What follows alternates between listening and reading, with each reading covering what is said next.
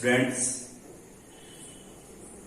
आप लोगों की विशेष मांग पे आज हम टॉपिक आपका फोटो इलेक्ट्रिक इफेक्ट लेकर आए हैं।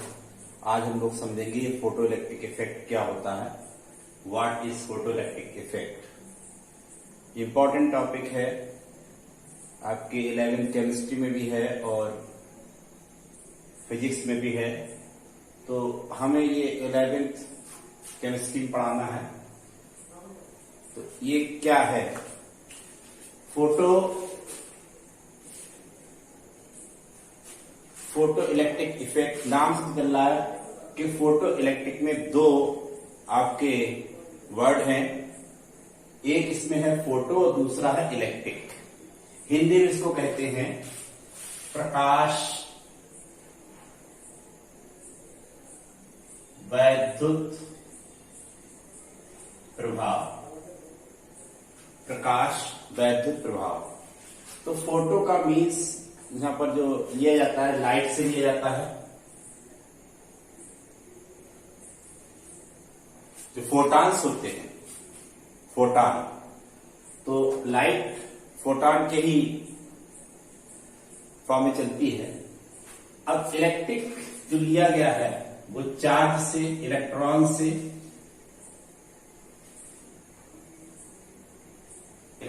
चार्ज से लिया गया है।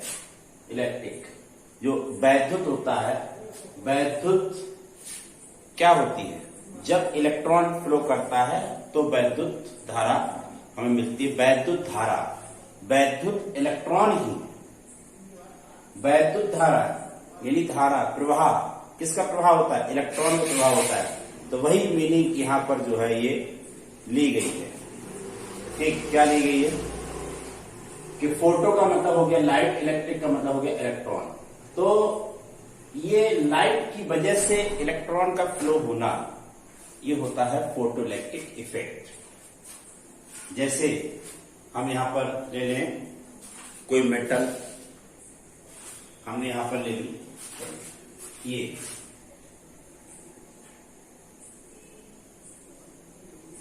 ये आपके मेटल है, और हम जानते हैं मेटल्स में क्या होते हैं, फ्री इलेक्ट्रॉन होते हैं। तो इसमें भी ये फ्री इलेक्ट्रॉन्स इसमें है।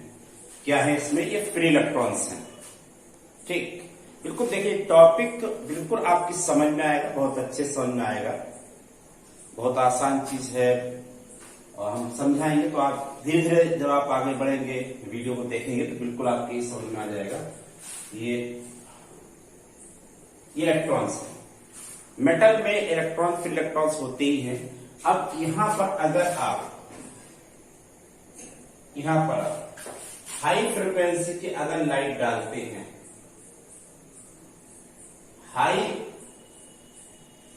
फ्रिक्वेंसी की अगर इस पर लाइट डालते हैं तो ये लाइट चलती है छोटे छोटे बंडल या पैकेट के फॉर्म में, जिनको हम कहते हैं क्वांटा, या इसी को दूसरा नाम दे दिया गया है फोटान। क्वांटा या फोटॉन। तो क्वांटा या फोटॉन के टर्म में चलती है। और ये कहा जाता है, क्वांटम थ्योरी ये कहती है कि जो क्वांटा है उसके पास एनर्जी h न्यू होती है। h प्लैंक कांस्टेंट है, न्यू लाइट की फ्रीक्वेंसी है। तो जाहिर सी बात है, फ्रीक्वेंसी हाई है, उच्च आवृत्ति का प्रकाश है, हाई फ्रीक्वेंसी है, उच्च आवृत्ति का प्रकाश है, जो इस पर पड़ेगा ये। तो जाहिर सी बात है क्या होगा, ये देखो यहाँ पर फ्रीक्वेंसी जब हाई हो जाएगी, आवृत्ति जब हाई हो जाएगी, तो एनर्जी भी फोटान की क्या होगी, हाई होगी। अब यहाँ पर ये इलेक्ट्रॉन्स आकर के इस पे पड़े, तो इस इलेक्ट्रॉन को एनर्जी मिली और वो ये इलेक्ट्रॉन क्या करेगा, भागेगा। भाई आपको भी अगर ज्यादा पैसे मिल जाएंगे, मम्मी पापा देंगे पैसे, तो आप क्या करेंगे, आप भी जाकर बाहर खाएंगे, पिएंगे, शॉपिंग करेंगे, घूमेंगे, टहलेंगे। ठीक, ये इलेक्ट्रॉन को भी एनर्जी मिलेगी तो इलेक्ट्रॉन भी भागेगा यहां से निकल के। ठीक है, तो जैसे मान लीजिए आपको टहलने हजरतगंज जाना है, तो हजरतगंज जाने के लिए अगर मान लो आपको 20 रुपए की जरूरत है, और अगर आपको 20 रुपए मिलते हैं तो आप केवल जा पाएंगे। ठीक, वहां कुछ खा पी नहीं पाएंगे। लेकिन हाँ अगर 30 रुपए मिलते हैं तो आप 10 रुपए खा सकते हैं, या आप 100 रुपए मिलते हैं, 200 मिलते हैं, जितना ज्यादा मिलेगा आप उतना ही ज्यादा खर्च करते हो। यहां से यहां तक इलेक्ट्रॉन एनर्जी जो खर्च करता है, अब इसके पास अगर एनर्जी बच गई है तो ये भागना स्टार्ट कर देगा, निकल जाएगा बाहर। ठीक, ये बाहर निकलेंगे इलेक्ट्रॉन्स। तो जब हम किसी धातु की सतह पर उच्च आवृत्ति का प्रकाश डालते हैं तो धातु की सरफेस से इलेक्ट्रॉन निकलने लगते हैं, जिसे हम कहते हैं प्रकाश वैद्युत प्रभाव। ठीक, when a high frequency of light incident on the metal surface, then electron emit या ejected from the surface of metal. This phenomenon is known as photoelectric effect. क्योंकि फोटो की डालने की वजह से इलेक्ट्रॉन का एमिशन हो रहा है, इसलिए इसको फोटो इलेक्ट्रिक इफेक्ट कहा गया है। उम्मीद करते हैं ये इतने डेफिनेशन आपकी समझ में आई होगी और ये लिख भी ले। ठीक है, तो इसको लिख लो भाई। क्या दिखाया गया है ये डायग्राम में? ये दिखाया गया है कि ये एक डिस्चार्ज ट्यूब है जिसके अंदर कैथोड और एनोड, ये चार्ज कैसा है, माइनस है, तो ये कैथोड है और ये एनोड है। कैथोड एनोड लगे हुए, ये जाहिर सी बात है कैथोड और एनोड है तो मेटल के होंगे, तो ये मेटल के हैं और इस पर लाइट डाली जा रही है, हाई फ्रिक्वेंसी की लाइट, यानी अल्ट्रावायलेट रेज कह सकते हैं, इसको डाल दी जा रही है। जब ये डाली जाती है तो इससे देख रहे हैं इलेक्ट्रॉन्स निकलते हैं, और इलेक्ट्रॉन क्या कहते हैं, फोटो इलेक्ट्रॉन, प्रकाश इलेक्ट्रॉन इनको कहा जाता है। ठीक है, तो ये इतना आपका डायग्राम हो गया। ठीक, अब ये डायग्राम किसने, मतलब ये एक्सपेरिमेंट किसने किया था, तो साइंटिस्ट थे हर्ट्ज।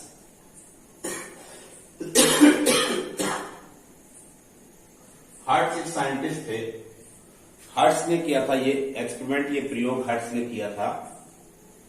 उन्होंने क्या कहा था, उन्होंने कहा क्या था, बल्कि किया था कि ये एक्सपेरिमेंट किया था उन्होंने, ये लाइट डाली थी, इलेक्ट्रॉन निकले थे, बाकायदा पूरा एक्सपेरिमेंट करके दिखाया था। किसने, हर्ट्ज ने। अब इसके बाद हाँ, तो हमने ये हिंदी में भी लिख दिया, ठीक है, और इंग्लिश में तो लिखा ही था अभी पहले, तो हिंदी में भी लिख दिया। हिंदी वाले लोग नाराज ना हो जाए, पूरी कोशिश रहेगी, मेहनत करेंगे बहुत अच्छे से। हम चाहेंगे कि आपकी समझ में ये टॉपिक आए, बिल्कुल आप भूले ना।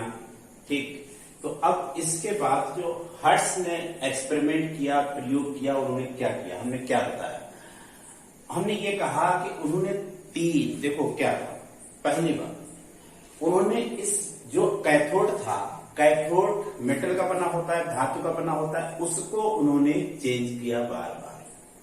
दूसरी बात, जो लाइट आ रही थी उस लाइट की इंटेंसिटी को चेंज किया बार बार। ठीक, तीसरी बात, उन्होंने जो लाइट आ रही थी उसकी फ्रीक्वेंसी को चेंज किया, आवृत्ति को, तीव्रता को चेंज किया, फिर आवृत्ति को भी चेंज किया, और देखा कि अगर हम धातु को परिवर्तित करते हैं तो इस धारा जो बह रही है, जो करंट फ्लो हो रही है, जो वैद्युत धारा बह रही है, उस पर क्या फर्क पड़ता है। फिर इस लाइट की इंटेंसिटी को चेंज किया, तीव्रता को चेंज किया, फिर देखा धारा पर क्या फर्क पड़ता है। उसके बाद फिर उन्होंने क्या काम किया, आवृत्ति को चेंज करके देखा, और फिर देखा कि इस पर धारा पर क्या प्रभाव पड़ता है। बहुत अच्छे से इस चीज को समझ लीजिए, अगर ये चीज आप समझ गए तो फिर कोई दिक्कत नहीं हुई। हर्ट्ज ने एक्सपेरिमेंट क्या, अपरेटस क्या दिया, ये इंपॉर्टेंट नहीं है। हर्ट्ज ने क्या, हर्ट्ज करना क्या चाहते थे, आपके समझ में अभी तक यही नहीं आया होगा अगर आपने पढ़ रखा होगा तो, कि हर्ट्ज करना क्या चाहते, dependence upon the intensity of light. ठीक है, प्रकाश की तीव्रता पर निर्भरता, कौन, करंट, कैसे डिपेंड करेगा, तो तीव्र इंटेंसिटी आई है, हम लोग अभी इंटेंसिटी आई है। जब देखो एक चीज समझ लो, इंटेंसिटी अगर कहीं पर होगा तो इसका मतलब हम बात कर रहे हैं कि नंबर ऑफ इलेक्ट्रॉन्स, इंटेंसिटी बढ़ाने पर नंबर ऑफ इलेक्ट्रॉन्स बढ़ेंगे, एनर्जी नहीं बढ़ेगी। ठीक है, तो अब इसमें हमने इंटेंसिटी डाली, इंटेंसिटी जैसे इस पर डालेंगे तो इससे इलेक्ट्रॉन निकले, मान लो इससे 10 इलेक्ट्रॉन निकले, 1 2 3 4 5 6 7 8 9 और 10 इलेक्ट्रॉन निकले। अब हमें ग्राफ ड्रॉ करना है। ग्राफ किसमें? आई में, और जो कट ऑफ पोटेंशियल लगा रहे हैं वो उसमें, लेकिन इंटेंसिटी चेंज करते हैं तो क्या फर्क पड़ता है वो भी हमें निकालना है। तो मान लो इंटेंसिटी डाली हमने, कोई भी इंटेंसिटी की लाइट है वो हमने इस पे डाली इंसिडेंट की, तो मेटल से 10 इलेक्ट्रॉन निकले। 10 इलेक्ट्रॉन निकले थे, 10 की एनर्जी इक्वल नहीं होगी, किसी की ज्यादा होगी किसी की कम होगी। अब हमने इस पे लगा दिया है जीरो पोटेंशियल लगा दिया है। तो इलेक्ट्रॉन ये सब जा रहे हैं इधर ही, लेकिन जीरो पोटेंशियल पर इलेक्ट्रॉन्स जो हैं वो 3 ही इलेक्ट्रॉन इस पर पहुंच पाए, बाकी सब नीचे गिर गए। कितने? तो आप कहोगे 7 इलेक्ट्रॉन नीचे गिर गए और 3 इलेक्ट्रॉन पहुंच गए। तो जीरो पोटेंशियल पे 3 इलेक्ट्रॉन यहां से यहां जाएंगे, फिर ये होकर के घर जाएंगे, करंट फ्लो मिलेगी। तो 3 इलेक्ट्रॉनों को कुछ ना कुछ करंट की वैल्यू जरूर मिलेगी। तो हम इसको ग्राफ में से बना सकते हैं। मान लो यहां से ये मान लिया, ये 3 इलेक्ट्रॉनों की वजह से करंट हमें मिल रही है, इतनी करंट, ये ठीक, इतनी वैल्यू। अब उसके बाद देखें इसका पोटेंशियल जैसे ही आप +1 करोगे, वैसे क्या होगा? +1 करोगे तो जो इलेक्ट्रॉन इसके पास गिर रहे हैं उनको ये अट्रैक्ट कर लेगा। तो जैसे ही आपने +4 किया, वैसे यहाँ इलेक्ट्रॉन जो देखो 0 पर तो 3 इलेक्ट्रॉन पहुंच रहे थे, +1 पे मान लो इलेक्ट्रॉन 4 पहुंच गए। तो क्या होगा? अगर 4 इलेक्ट्रॉन इसमें पहुंच गए तो 4 इलेक्ट्रॉन ज्यादा होते हैं, ठीक, तो करंट की वैल्यू क्या हो जाएगी? बढ़ जाएगी। तो 1 पर करंट की वैल्यू कुछ बढ़ गई, इतना है, इतनी मान लो बढ़ा दिया, ठीक, ये बढ़ गई। उसके बाद आपने कर दिया +2, जैसे +2 करेंगे ये क्या होगा? प्लस और बढ़ रहा है तो इलेक्ट्रॉन को और ज्यादा अपनी तरफ खींचेगा। तो मान लो इस पे इलेक्ट्रॉन पहुंच रहे हो 6 इलेक्ट्रॉन, +2 किया जैसे 6 इलेक्ट्रॉन इस पे पहुंच गया, ठीक है। इस पे कितने होगा? 6 इलेक्ट्रॉन इस पे पहुंच गए। अब हम देखते हैं कि 6, देखो 3 फिर 4 फिर 6, अब क्या होगा? और ज्यादा करंट बढ़ जाएगी, आपको करंट और बढ़ जाएगी, बिल्कुल सही बात है, करंट और बढ़ेगी, ठीक है। तो इसमें क्या होगा? कितने पर है? ये कितने पर है? +2 पर 6 की वजह से और करंट की वैल्यू बढ़ेगी, ये बढ़ेगी। आपने क्या किया? +3 कर दिया। +3 किया तो मान लो पहुंच रहे हैं 8 इलेक्ट्रॉन पहुंचे। क्यों? जैसे प्लस चार्ज और बढ़ेगा, ये और ज्यादा अट्रैक्ट करेगा तो और इलेक्ट्रॉन पहुंच जाएंगे, जो गिर रहे थे यहां उनको भी उठा लेगा। तो इसकी वजह से +3 की वजह से और करंट की वैल्यू बढ़ गई, ठीक, करंट वैल्यू और बढ़ गई। उसके बाद अब आपने कर दिया +4, जैसे +4 किया, ठीक, मान लो 10 के 10 इलेक्ट्रॉन इस पर पहुंच गए, 10 के 10 पहुंच गए। अब क्या होगा? तो अब ये होगा कि करंट 10 की वजह से फ्लो करेगी और ज्यादा, +4 पे और ज्यादा। अब आपने कर दिया +5, तो करते रहो, +6 कर दो, +7 कर दो, क्या होगा? करंट की वैल्यू बढ़ेगी, 10 इलेक्ट्रॉन तो पहुंच रहे, 10 ही पहुंचेंगे, तो इसलिए करंट की वैल्यू बाद में क्या हो जाएगी? ये ऐसे ऐसे। तो इसको हमने मिलाया ऐसे, ठीक, तो एक ये हमको ग्राफ मिल गया, किस पे? न्यू पे।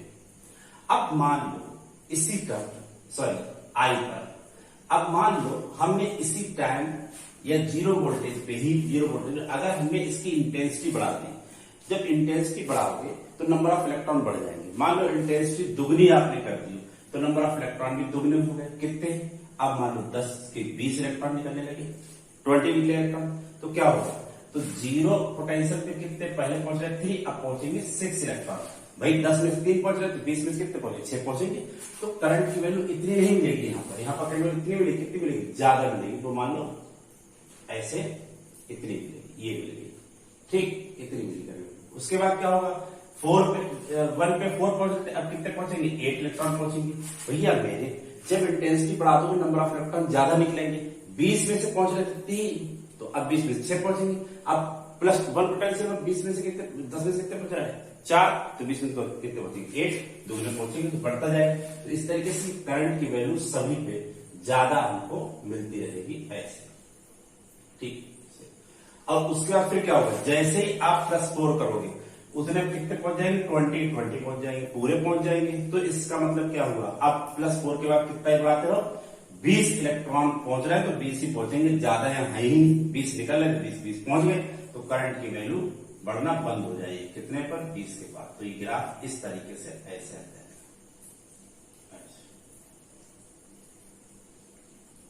ये ग्राफ आ जाएगा, ठीक। देखिए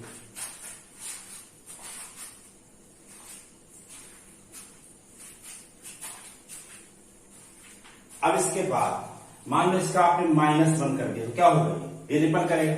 अब -1 जैसे किया वैसे ही इस पे पहुंच रहा हो 1 इलेक्ट्रॉन, एक तो -1 पे क्या होगा, 1 इलेक्ट्रॉन पॉजिटिव करंट वैल्यू कम हो जाएगी, ठीक। मान लो -2 कर दिया तो अगर एक भी नहीं पहुंच रहा है तो करंट वैल्यू क्या हो जाए, 0। तो ये ग्राफ इस तरीके से ऐसे रहेगा। इसी को कहते हैं कट ऑफ पोटेंशियल, जिस पर करंट की वैल्यू 0 हो जाए इस सर्किट में, उसी को कहते हैं कट ऑफ पोटेंशियल। तो -2 यहां पर, वो तो जरूरी नहीं कि -2 ही रहे, यहां पर -2 क्या होगा, कट ऑफ पोटेंशियल होगा, ठीक। यानी इसका स्तंभ विभव होगा, इसी को कहेंगे, ठीक है।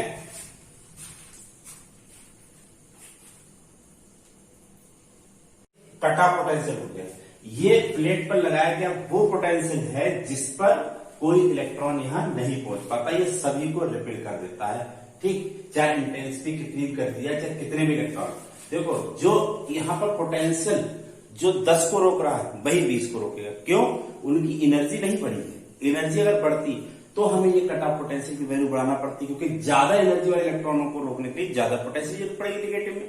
और ये तो इंटेंसिटी आप बढ़ा रहे हो, तो इंटेंसिटी से नंबर ऑफ इलेक्ट्रॉन जो है वो बढ़ जाते हैं, एनर्जी नहीं बढ़ती, ऊर्जा नहीं बढ़ती। तो ऊर्जा बढ़ नहीं रही है तो कट ऑफ पोटेंशियल की वैल्यू चेंज नहीं होगी। वही जो 10 को रोकेगा वही 20 को रोकेगा, वही 40 को रोकेगा, वही 50 को रोकेगा, ठीक है, चेंज नहीं होगी, ठीक। तो यहां पर जो कट ऑफ पोटेंशियल वैल्यू वो वही रहेगी, चेंज नहीं होगी। तो ये ग्राफ इस तरीके से ऐसे आ जाएगा, ठीक है। तो ये हो गया आपका I डैश, I डैश ज्यादा है और I कम है, ये ग्राफ बदल रहा है। तो ये ग्राफ उम्मीद करते समझ में आ गया होगा, ठीक।